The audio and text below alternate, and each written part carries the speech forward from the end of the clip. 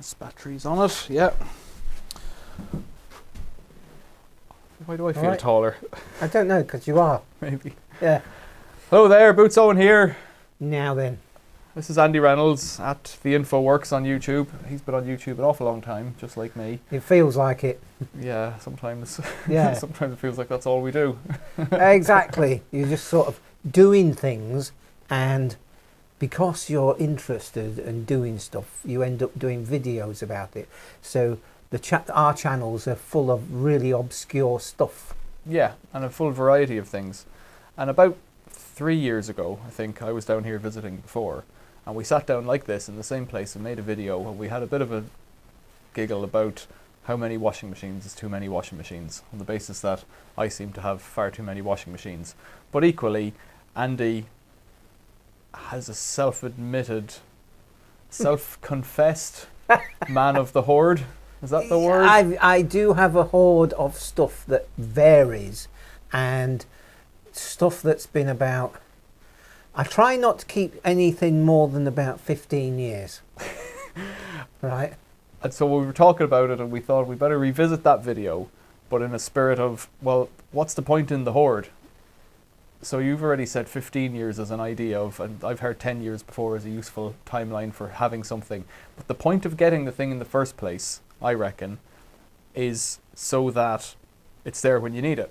And that goes back to the having maybe 2 washing machines working and 1 spare one ready to do work if you need it to. So the logic is, if one ever breaks, the other one's already plumbed in. That gives you time to take away the one that's broken, swap it for the other one that's working, and then you have an infinite amount of time to fix the one that's just broken. That's my logic. Yeah, yeah. But then someone else gives you another washing machine and you fix that too, and it all descends into chaos. The point of the story, I guess, is something to do with self-reliance and resilience. Definitely. Yeah, we've been on a 40-year adventure here. Not the two of us. No, it's just me and my partner.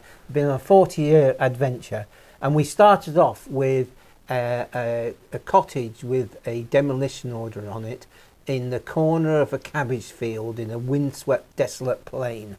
Yeah, and anybody who's seen my videos for any length of time will see, yeah, you don't live there now, but it's the same place. But instead of wasting our resources on frivolous, make you feel good for a short time, corporately pushed nonsensica, yeah, we've fixed stuff, saved stuff, 2 spare washing machines. So if your washing machine breaks down, you just pull another one out the shed. But the thing is, the washing machines are not bought; they come from the side of the road. Absolutely, yeah. I think the shed that we're in at the moment, the barn, it's made out of bricks. Where did the bricks come from? 2.5 years of collecting them. And what's that, 20,000 odd bricks or some other big I've number never like that? counted them, but there's a lot. It is 40 foot wide, 18 foot wide, and 2-story. Yeah, so it's a lot of bricks, but a lot of bricks that you didn't pay for. No, and I made the windows, it's second-hand glass, and the roof was made out of timber that came off building jobs I was on. And this ceiling here is telegraph poles, which I swapped for some batteries, and the floor is kitchen worktop. I bought 4 tons for 40 quid. Yeah, and so it's always one of these things with free washing machines or 4 tons of kitchen worktops is both sides probably feel like they're getting a good deal. Exactly. They got rid of it, but it's marvellous stuff. And of course, the kitchen in the Eco Lodge, that's the top worktops are from that same pile. Ah, right, okay, yeah. So you save stuff, but you don't save too much. So the Eco Lodge, as we've mentioned it, we might as well talk about it, is a sustainable holiday lodge. Sustainable holiday lodge, yeah. Kind of the mind goes straight away to off-grid, and of course it isn't off-grid in reality because it's tied to Andy's electricity system. So it's on its own grid that's ultimately tied to the grid. So it's not really on grid, but it's sustainable. I think that's the better word for it. But the point of the sustainability part was that you'd built it yourself from local timber that you'd gotten milled locally from locally grown wood. That's it. If that's not a mouthful. Yeah. And it exists, and you can use it, and you can stay there and go on holidays. And there'll be a link in the doobly-doo. Okay, yeah, I can do that. Yeah. But the whole thing about this self-reliance and sustainability and resilience is about never putting yourself in a position where you are reliant upon corporate world. Yeah. As much as possible, yeah. Don't be reliant on an external party, because they will always do what's best for them, not for you. And this is becoming increasingly apparent, what I see with people in the world of work, that people have this belief that their employer is good to them, and ultimately their employer is there to make money and to use you as a cog in a wheel. Unless you're on a very local level with somebody who is benevolent, and that's rare. But any of the larger corporations, I'm completely I'm out of love with. Likewise, any of the big supermarkets, any of the big water companies now especially are particularly having their day. I didn't say that, but yeah. I would say corrupt. I feel that way. Yeah, definitely. Definitely. So all of these things make you wonder what's going on. And so in terms of water companies, for instance, well, there's nothing stopping you digging a hole in the ground and letting it fill with water. And it won't be drinking water, but you can supply all of your household needs from that if you live in a place where you can do that. Or like we've done back up in Manchester, we've just attached the downpipe to 2 big tanks, and I've made videos of this already. They flush all the toilets in the house, and so if you're paying for water on a water meter, that just chops a bit of that straight away that you'll never have to pay for again. Exactly. And of course, Manchester, it rains every day anyway. That's it, yeah. It never stops. Yes. So coming back to this, we're talking about resilience. So resilience is having stuff on the shelf. And I've fixed cars for people in the past, and they go, yeah, but you've got the tools. And I'm going, yeah, but I collected them. Of course, you say to them, do you want this box of spanners? And they go, no. Yep, I wouldn't want to put that somewhere in my shed or whatever the thing is. Yeah, exactly. Or they don't have a shed. The thing that's become, I don't know if you said it to me or someone else, when somebody's offering you something that you're not entirely sure that you need, if they're definitely getting rid of it, if it's going to the dump, you might as well take it, look at it for a week, and then bring it to the dump. Because or eventually bring it into your stores if you think you will use it, or recycle it in a better way than bring it to the dump, or pass it on to somebody else. But at every point in that journey of taking stuff and moving it on, there's a chance that you'll use it again, and that stops it being made again. That's right. Or it's broken, but you can use parts of it. Yeah. Yeah. Or it's broken, but you know a mate who's got one. Yeah. And all that sort of thing. So it's a matter of being able to go.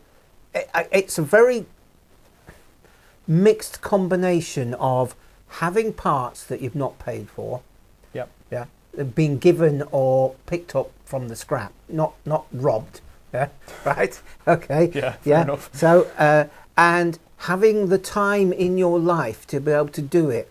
So yeah, and that really goes to this thing where, as you get slightly older, do you actually want to work 5 days a week? Do you want to be under the thumb of an employer? Yeah, I've been in self-employed for 45 years or something crazy like that. And of course, it's a different way of life. Yeah, you still have to work, but it's you who's the boss. All right. So sometimes you're harder on yourself. But I've been ill in the past, for 2 or 3 weeks. Well, I don't claim sickness benefit or anything like that. I just take some time out. Yeah. Yeah. So you are your own person as much as possible, but we're still within a community, however much you interact with that community. And the community can be widespread. So it could be a local community who 2 or 3 people you get on with, but then there's the wider community like Owen and myself. We save bits for each other. We give each other advice and all that sort of thing. So I'm not saying self-reliance is being an island. I'm saying self-reliance and resilience is not allowing yourself to be in a position where you're beholden to somebody who's going to rip you off. Yeah, okay. I can get on board with Yes. that. Yeah. Tell us about that. Ta-da! Tales of Power by Andy Reynolds. Available from Bimble Solar. Tell us what the book is, Andy, I suppose. It's this. Remember earlier on in this video, I was talking about this 40-year project. That's it. We moved from the cottage in the corner of a windswept, desolate plain to 8 acres of wildlife oasis and a sustainable life. Are we out of battery? No, I don't think so. Okay, it's flashing. I think it's all right. All right. So it's all there. It's the story of what we've done, but it's also there's bits of the technologies we've used. And the other thing that comes across when you read it is that there's an attitude there, basically what we've just been talking about, that you can do things yourself and you can be resilient and self-reliant just by having a go. Oh yeah. Taking your time at something, thinking about it, and saying yes to it rather than saying, I don't know how. I'm frightened to do it because it'll the electrocute electricity police will come and get me. Yeah. Yes, yes. So it is this whole thing of if something's broken, you can have a go at fixing it, spend a couple of hours, and normally 50% of the time you fixed it. Yeah. If you don't fix it, as long as you don't break anything, you can come back to it later on. But in the process, you've learnt stuff. Well, I'd go one step further of taking something apart like that. Yeah. You can break anything cosmetic on a thing. It's as long as so washing machines are a great example. We were looking at one earlier on. It had a broken piece of plastic inside it. You could hot glue it back together, but to get access to that would take a couple of hours of taking it apart carefully. Or you take out an angle grinder and in 30 seconds you've opened a panel in the side that you can or cannot tape back shut if you want to, but you'll get the machine going again in 20 minutes instead of hours.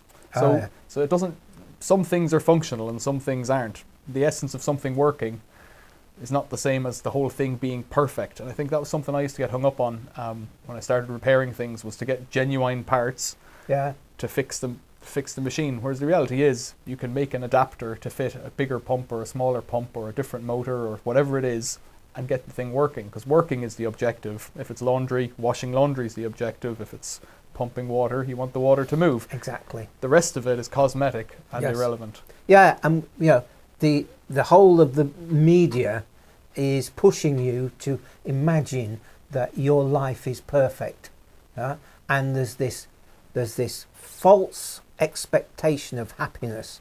In my opinion, happiness does not exist at all. You can achieve contentment for a short period of time, and that contentment has to be renewed. Yeah, absolutely. Yeah, exactly. So happiness is a corporate thing, and it started off with Disney. Okay. Yeah. I might be wrong there. It's probably before that, but I just have this weird sort of feeling that people have got this imaginary world in their head, and it doesn't exist. Okay. What do you say to that, Owen? I hadn't given it much thought, so you've caught me on the hop. I think there's something. Oh, this is going off on a bit of a tangent. Yeah, now. let's do tangent. There's a concept in the American Proclamation, I think it was, or one of these American documents, of the right to the pursuit of happiness, and that leads you to the belief ultimately that it's achievable. Now, it doesn't say it's achievable, but it says you're allowed to pursue it. Now, if you're not going to pursue it, if you don't think you're going to get there, is my logic. But no other countries, well, nothing that I'm aware of, has that kind of a thing of this pursuit of happiness notion. Really, if they said the pursuit of misery, everybody would be quite happy because they'd achieve it. Exactly. Well, I think, I don't know, I think the Buddhists are into this achieving enlightenment. And as far as I can see, enlightenment is contentment. Yeah, contentment is achievable, but that's just within the surrounds you've got, whereas the happiness is based on, like you say, either Disney or Hallmark cards or some other notion of typically an American dream, of everything clean, grass cut to regulation height. The rest of the world can go to hell because it's all for the sake of having your bit of garden perfect and all that kind of stuff. Yeah, we've really gone on a tangent now. But the book goes in and out of tangents as well, so it's not irrelevant. Oh, there is quite a section. Well, no, there is a section in there about this very subject and the fact that you've got to decide when you're on a path and we're going in that direction. Yeah, like we're going right. We've got this cottage. It's got a demolition order, and it didn't cost a lot of money because nobody wanted it, and we've got a path towards a sustainable life, and we don't want to be under the thumb of the finance industry. That's a path, right? And I've sort of lost my thread now, but every day, so it's all about the long-term goal and the short term, and the short term is don't look. People get hung up about, I want this and I want it now, and that's it. Whereas you can go, this is where we're going. I was talking about tangents, wasn't I? So therefore, with the day-to-day stuff, you're working along that path, but you're not on a defined route. You're wandering. And a tangent can be in amongst that wandering along that general route. And then it might start pulling you right over here, and then you've got to be aware that it's a tangent and go, yeah. And we come back to the general principle of that's where we want to be. And on top of all this lot, one of the beauties of this sort of Politics? Something like that. Philosophy? No expectations. Yeah? If you have no expectations when you're going into anything, then you're open to what's happening.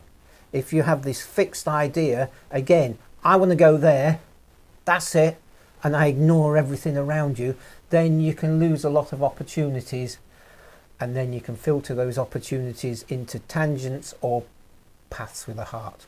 Yeah. Sorry for a little rant. Yes. Well, there's no apologies, I don't think. I was trying to think. I don't know that I'm going to edit any of this video. Are you not? No, I think it'll all go up, and the world can make of it what it will. I think you're right. You could take it as a dose of philosophy, or a dose of information, or you could take it as an advertisement for a book, which is what it is as well. Yeah. But the key, we started at the start with resilience and self-reliance, and I think that's something that the ambition of the channel on YouTube is to help people to fix stuff so that they can be a little bit more self-reliant. You're not going to change the world. Nope. If one person opens the filter plug on their washing machine and takes something out of it and it works again, you've saved the diesel of the repairman, the time of the person who had to earn the money to pay for the repairman to call out, and everything else that goes with that. Ultimately, I think a lot of people now, if we're still on the theme of washing machines, they look at it and they go, it's broke, I'll get a new one. Doesn't matter what's wrong with it. And if you're watching my channel, you realise that I just keep pulling them off the street, looking at them, and there's nothing wrong with them. Washing machines or whatever it is. Yeah. People have just gotten fed up with them, and that's that. Yes. So if we can keep stuff on the road, if we can keep ourselves on the road, and entertained and moving forward, I think we're doing something right. Oh yeah. I get messages from various parts of the world about the grid inverter fix-it videos. Thanks, mate. Yep. Yeah. They go. Thanks, mate. You saved me a fortune. Yep. They don't donate. Yeah, but you're already rolling in it, so it's no, all right. It may look like it. Yeah. But you see, it's like you were saying. Yeah. You only need a certain amount of cash. Yeah. Right. And beyond that, it's like, what's the point? Yeah. So these people get really fixated on earning lots and lots of cash. They don't realise that they'll be dead in another 10 years' time, and you might as well enjoy the time rather than just keep building the hoard. Yeah. What was it? William Burroughs, was it? I don't know. Yeah, he went, you don't want to be the richest so-and-so in the cemetery. In the cemetery, yeah, that's an old one. Yeah. Okay. Yes. That's that poem called Words of Advice for Young People. Very good. I won't repeat any more of it because I might offend somebody. Let's wrap it up there. Yeah. We've had I don't know how long we've been on for now. I can't see the thing. Probably about a quarter of an hour. Yeah, getting on for 20 minutes, I think. Really? Not bad. Okay. Ta-da! There it is again, Tales of Power, available from Bimble Solar at present, possibly other places on the internet. But if you Google Andy Reynolds Tales of Power, the internet should guide you towards it. Exactly. But check out Andy's YouTube channel as well, because you. you don't have to buy the book at all if you just watch about 2,000 hours of video. Oh, you do. You do. You do. I'm going to put this video up on my channel as well. Yeah, okay. Yeah, so Owen's going to transfer it to me. We'll send it across, yeah. Yeah, that's great. Nice to talk to you. Yeah. Comments, please, because it's always useful to people. I mean, I get occasional abusive comments, but I just delete them or report them or something like that. Yeah, you've mentioned that. I don't seem to get them, so I don't know what that's about. Yeah, but yeah, comments, because it's just interesting to see other people's perspective. Yeah, we're not saying we're right. We're just saying we're doing it this way. Yeah, this is how we're doing it, and you can suck it up or you can crack on. Exactly. Yeah. But crack on is the word. Yeah. Do not let your arse be in a sling of despond. Right. Questions or comments, leave them below. Thanks for watching. Cheers See you later. for now. Bye. Bye.